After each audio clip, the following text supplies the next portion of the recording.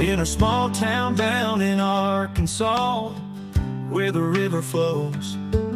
There's a man with a passion that everybody knows. He's got a collection that'll make you stare. Vintage pocket knives laid with tender care. Howdy everybody. Welcome to HT's EDC, coming at you from the back patio this morning. Happy Tuesday to everybody today. Getting off to hopefully everybody's got off to a good start to their week. As you can see, little mama there, she is walking around, exploring, sniffing out things. And yes, we have Old Faithful Miss Abby right here at my right hand side. So Team Terry is ready to give y'all another one. All right, well, let's hop right off into it. Today the topic is going to be a good old horse trade that I got in, and pretty cool one. So we will be discussing that momentarily, but you know how we start around here. We always start with a what you toting. And these guys right here always kick it off. We got our little Jesus. Did make a trip to the post office yesterday, and I grabbed up a few of my little Jesuses, and old Red was passed out yesterday. I just pulled out my pocket and gave a couple of the ladies there a choice, and one of them snagged old Red, so we'll have to find another old red sashed Jesus. But today we got a white sash, and we have our Holy Land pocket cross. We have our challenge coin,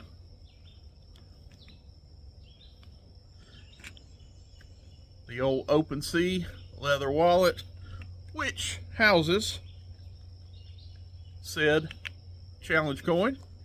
See there, we're getting a nice little teener in there on the back. I think that kind of looks cool. We have our let's fix to say Open Sea. We just showed the wallet. We have our Streamlight flashlight. I gotta wake up this morning. And finally, the old Nissan truck fob. And in the pocket today, I am on a small fixed blade kick right now, folks. Unapologetically, don't worry. I haven't forsaken the traditionals, but I am just on a kick right now of little pocket dropper fixed blades, and we're on another one today.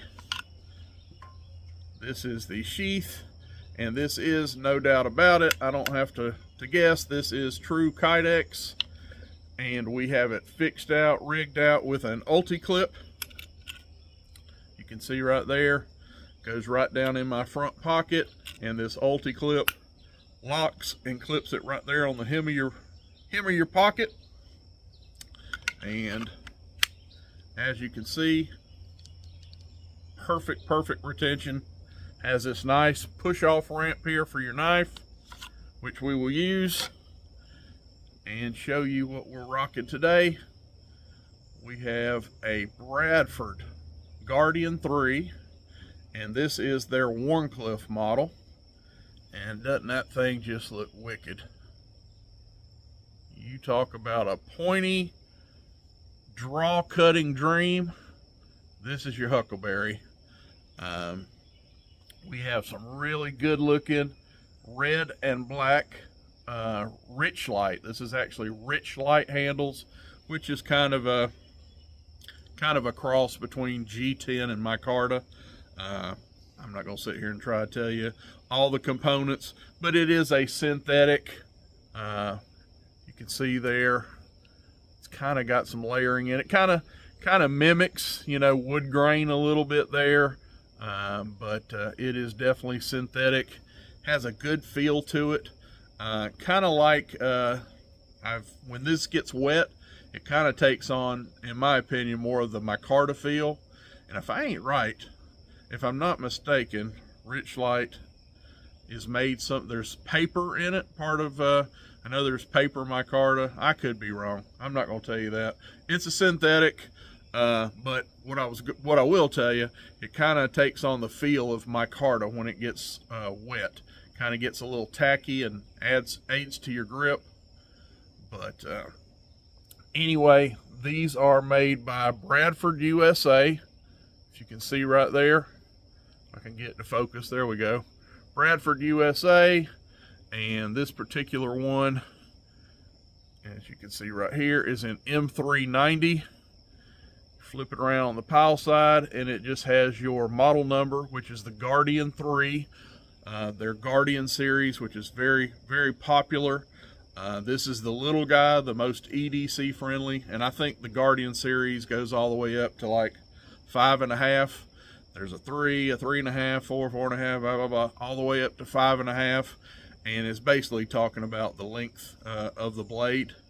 And this is the little guy right here.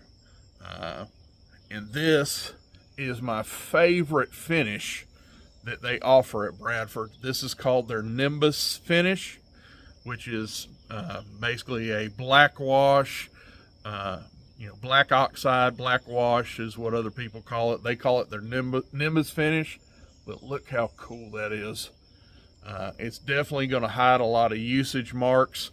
When you use this thing, it just blends in, and it's been used too, by the way, and still just as it wears, it stays looking fantastic.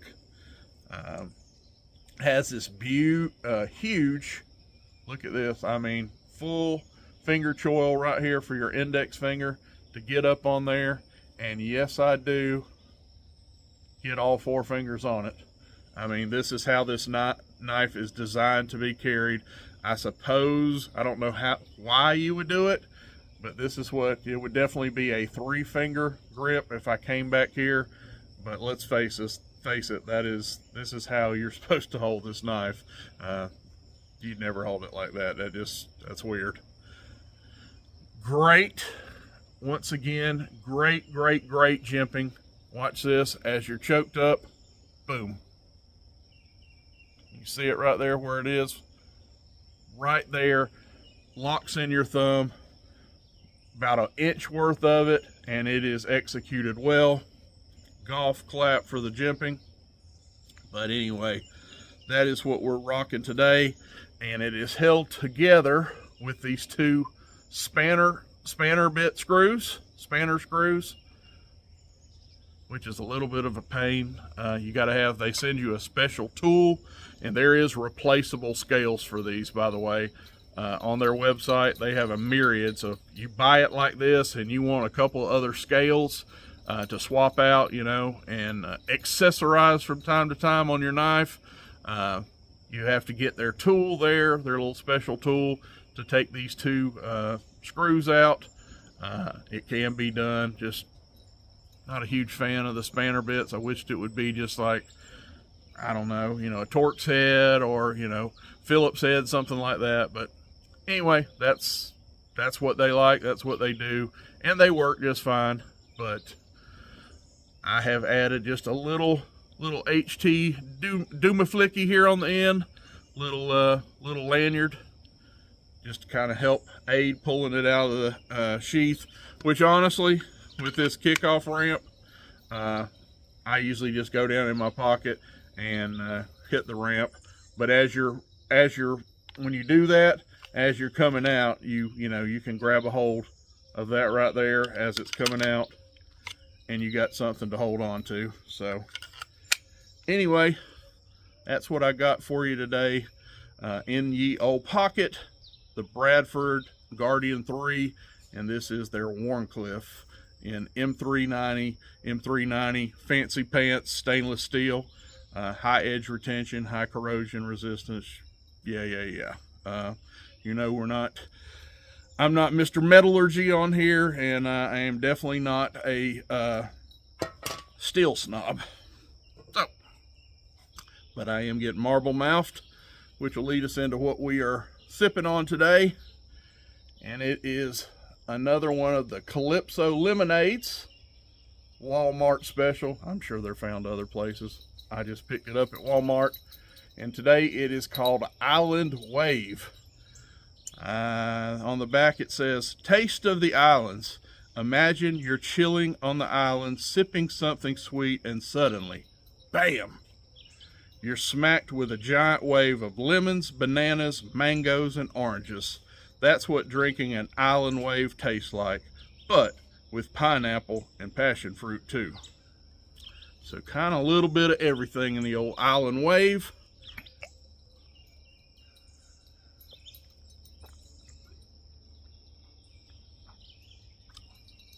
I definitely can taste a little mango. If you ever had mango juice, the mango kind of comes through, kind of, you know, I'd call this a mango lemonade, which is a pretty good combo. Good drink. And for the bucket today, we're going with the old Under Armour fishing here. It says Under Armour fish. There's the old, well, I guess it's a Fishing X2. Does it have the fish hook? Yeah. See there if you can make it out. The X is a fish hook. Anyway, that's what we're rocking today for the bucket of the day, which has kind of become its own thing here on the channel. But anyway, horse trade. Give you a little backstory on this. We had one of my viewers, one of the on-screen family members, reached out to me via email, which is in my channel description, by the way. And he said, "HT, I'd like to, I have seen and heard that you are the occasional Rough Rider fan, and that you pick up the occasional Rough Rider, and I would like to do a Rough Rider swap with you. And you know how we do it around here." I said, "Buddy, from your lips to God's ears, we will make that happen." And he said he wanted to ship first, and he was, matter of fact, he was waiting on me to say yes. If I was good with it, he was pretty well ready in a day or so to ship that to me. He said, "Get it in, you know, check it out, and send me something back." So, and we'll just leave it with a little anonymity. I don't know that you'd want me putting everything out there, but John, we have got it in. We got it in yesterday, and we're doing a video on it today. And already, yes, I have a box in there. Was hoping, I waited yesterday to the buzzer. I had another package or two, excuse me folks, to send out. And lo and behold, our local mail didn't run to about 4:10 yesterday is when your package, you know, when the mail arrived. And so about 3:30, I waited around to 3:30 or so because I was wanting to see if I could, yours came and I would just go around, flip, and send yours back out yesterday the same day. It didn't. So anyway, we're going into town anyway today again. Miss T's got some run around for me. So your half of the trade will be shipped out today, bud. Mr. John, we'll just leave it at John. I thank you, and cool of you to reach out to me. And yeah, I am always up for a horse trade. Probably even more so right now that Miss T is down and out right now, and we don't have a whole lot of the green stuff rolling in, so that pretty well puts me in a trader's market. I am not going to be much of a buyer, if at all, for the next couple of months. So bring on the trades. Hit me up in the comments, hit me up on Instagram, Facebook, email like John did, and your boy here will make it happen. But anyway, let's get into what Mr. John sent me. And this is the box right here. We have a good old Civil War theme on this Rough Rider. What we have here is Mr. Stonewall Jackson over here. And where is the story at? And excuse me, we got Stonewall here, and over here is Robert E. Lee. And this was their famous, I'll try to keep this up there, this was their famous last meeting together, because as the story will go, this guy right here wasn't long for this earth after this meeting, this last meeting between him and Mr. Thomas E. Lee, or excuse me, Robert E. Lee, and Stonewall Jackson. When they met up, it was before a battle here in Chancellorsville, Virginia. How about I read it instead of just butcher it, and I'll set the stage for you. On the evening of May 1st, 1863, Robert E. Lee and Thomas J. Stonewall Jackson had one last meeting during the Battle of Chancellorsville. The two men were finalizing plans for Jackson's entire corps on the following day to march 12 miles under the cover of the wilderness, past an old iron furnace, and around to Union General Joseph Hooker's vulnerable right flank. The surprise attack was a success, but as Jackson scouted the front for a possible night attack, he was actually struck by friendly fire from his own Confederate army and subsequently died 8 days later.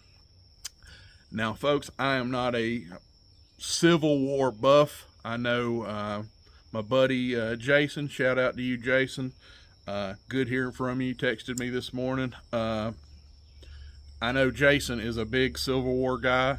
I like it, but I'm not, as you can tell, I'm not a historian, but kind of read up on this last meeting, and actually, third time was not a charm for old Stonewall. This was the third bullet that he took during battle, and this one here in Chancellorsville at that battle there was his last. He got hospitalized, and actually they say he died from complications of pneumonia. He was shot, he was wounded, they were caring for his wound there. He developed pneumonia on top of the gunshot wound, and back then pneumonia was a booger bear, and died 8 days later. So there is my totally HT blundered through Civil War description of what we got going on here, but really cool. And actually, as we get into the box, got a letter in here from Mr. John, and this is what it looks like. And from what I understand, right here, this little box, this little round cutout here up top, housed a bullet. They actually, with these, sent out some old, used, really recovered bullets from the Civil War. And I don't know, this one didn't come with this. I'm sure John may have took that out for his own personal souvenir, and I get it 100%, but that is what that's for. And I thought that's really cool to come with this a knife that they actually put in a Civil War used show enough bullet from the time. Matter of fact, yeah, they even show some of them here on the side of the box. That is some of the old projectiles back then from the muskets, muzzleloader bullets right there. But anyway, one of those was in the box. But yeah, got a letter here. I'm a new subscriber. Want to do a Rough Rider swap. God bless, from the gentleman's name, and thank you, John.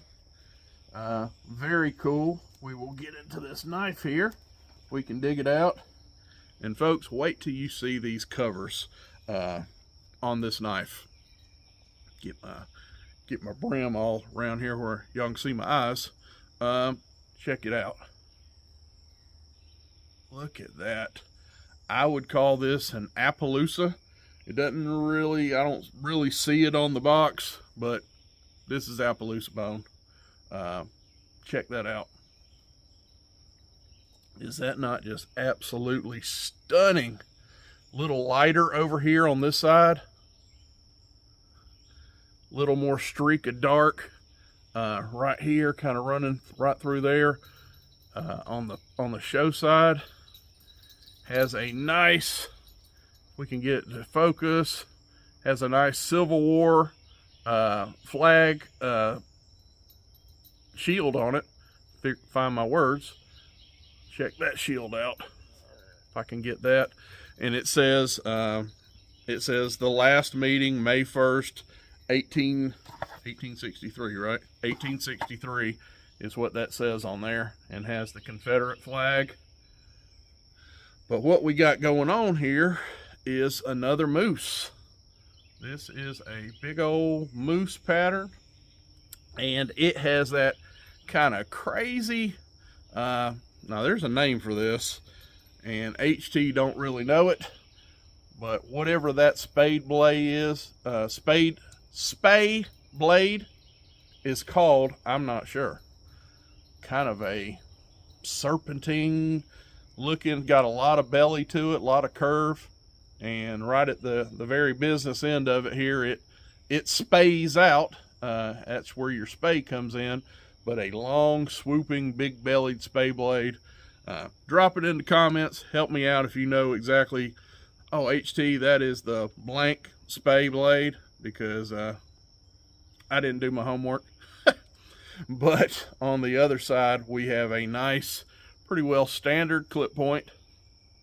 Do have my favorite R bolster on here, on this particular one, but it's okay. Single threaded down on this end, has the R bolster on the top by the clip point. Back of the blades are pretty well, you got Rough Rider on this side, and on this side you have the model number, which in this case is RR 1534, and good old Chanika on there. And right up here on the blade it says 440 razor sharp steel. Man, we got to get a drink this morning. You talk about marble mouthed. Maybe that'll straighten me out a little bit. So, on the show side, we have a good old frosted etch here. Talking about Robert E. Lee and Stonewall Jackson on this side on the spay blade. And over on the clip, the last meeting, the date, and Chancellorsville, Virginia, the site where this last battle was fought. So, really cool. Thank you, John. I love it. Definitely, he definitely did his homework, because yeah, it is an HT biggin. Let's see, if I choke up here, I got a whole bolster coming out the back. You just grab it natural, still plenty. Beautiful, beautiful knife. Has a nice silhouette here, how this thing just curves all the way from the tip all the way through the end. You got a nice kind of rainbow going on there. Cant down. It's going to be aid you really nicely in slicing, your slicing task. But I can't get over these covers. The star of the show, and I know I'm supposed to, you know, it's all about this Civil War meeting and all. And it is cool. Like I said, I'm not anti, or I can't say I don't care about it. I'm just not a buff. I'm not a, you know, huge Civil War historian. Sorry, Tom, at Knife Delights. He'll probably never talk to me again about me saying that. I do think it's cool, but I'm just, it's not my thing. So, what is my thing about this knife? I love this silhouette of it, and freaking love that bone, that Appaloosa bone there. That is just cooler than creek water. John, you're the man, buddy. I appreciate it. Love it, love it, love it. And we will get, oh, I ain't even done this. We got half stops. Check that out. This is a half stop bearing knife as well. Check that out. Nice wall. Good snap. Got to at least do old walkie-talkie on here. Check out this spade blade. Nice snap.